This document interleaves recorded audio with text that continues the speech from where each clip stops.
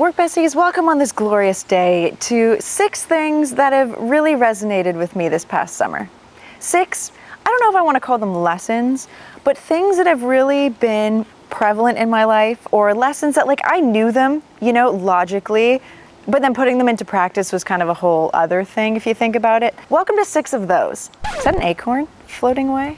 Okay, this one you might be like, Laura, this summer I feel like this is the easiest time to implement this. This is more foreshadowing into the fall, but vacation, paid time off, should be planned, needs to be prioritized, because there is no perfect time to take time off, really, especially as we get out of summer into fall, winter, when I would argue most companies, most industries end up picking up a lot more. I've seen it a lot lately. I'm like, wow, I'm just getting influx of emails. I guess everyone is back to work off of their vacation. But I will say, as we enter this next couple seasons, schedule your PTO. First of all, always use all your PTO. Whenever someone's like, oh, I didn't take all my PTO last year and lost it, that is part of your total compensation. That is like throwing your paycheck into the garbage. So take every single day, but also plan it. And don't try to plan it around, oh, when is it going to be the best time at work, or things are really going to slow down.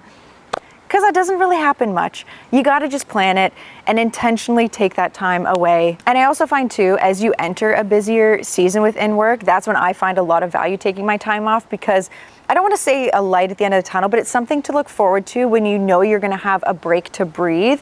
And that might not mean that the busyness of the work ends at that point, but you have some space to just disconnect and then come back very refreshed, I hope. I hope you do something refreshing within your time off. So I would say at the busier times of work, scheduling your time off is almost more important than in the summer, when things just get a little bit more relaxed, might feel easier to take time off, things might get a little slower. But the intentionality around taking time off when it's not the perfect time, because I don't know if that time exists.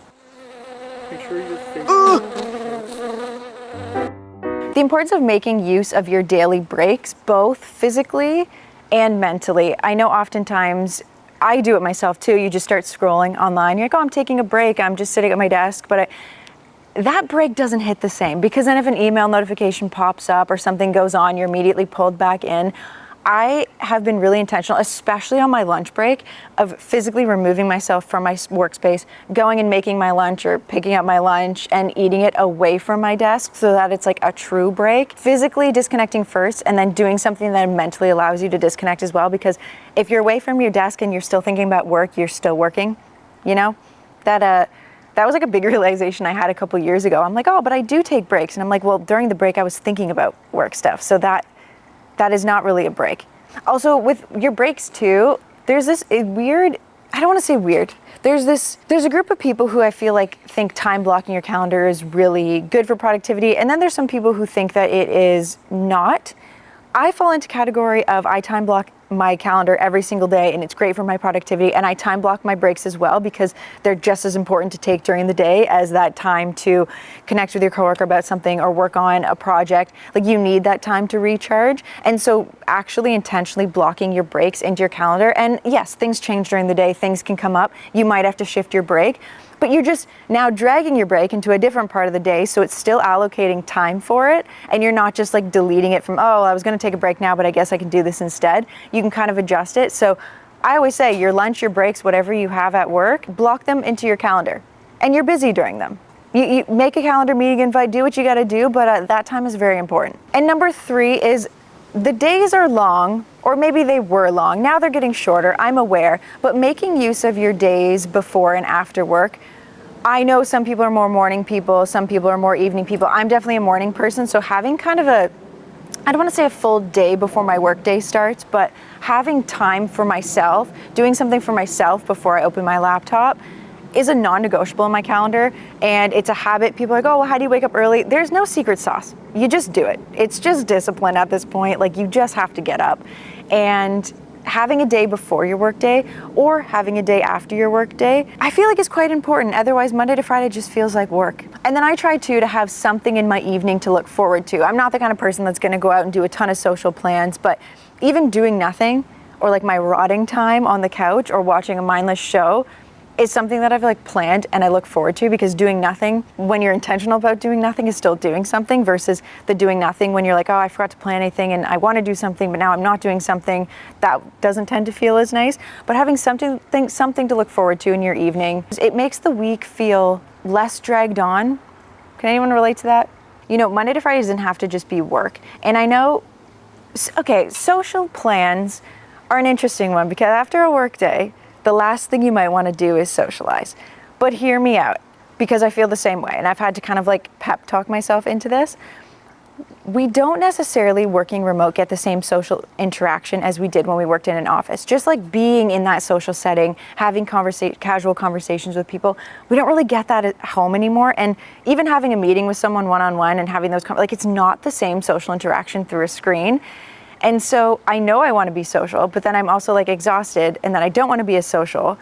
And then there's a part of me that's like, I might have lost a lot of social skills during the pandemic, and I want to get that back. But it's a very like use it or lose it kind of thing. It requires some practice. And so lately I've just been really intentional with scheduling and following through with social plans. And they don't need to be a ton of people and multiple hours. It could be like coffee with a friend, or a walk with a friend, or someone that you want to be friends with, just reaching out to them because you think they're cool for like 30, 40 minutes, just like some sort of social interaction. Or if you're like, well, I don't have anyone to reach out to, go to a social place and grab a coffee and just be in a social setting. I find that I actually, like, before I go, I'm like, I don't want to do this. And then afterwards, I'm like, that was nice.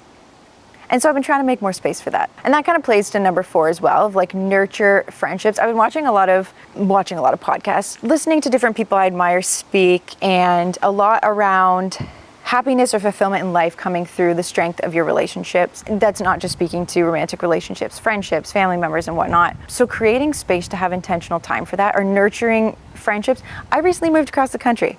I didn't know basically anyone when I moved there that lived there already. And it's been, I don't want to say challenging to meet friends, because I haven't put like the world's best effort into it.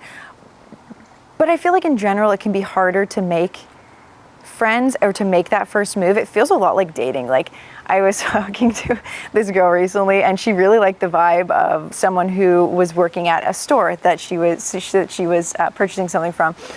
And she was like, yeah, I just mustered up the courage to ask if she wanted to be friends.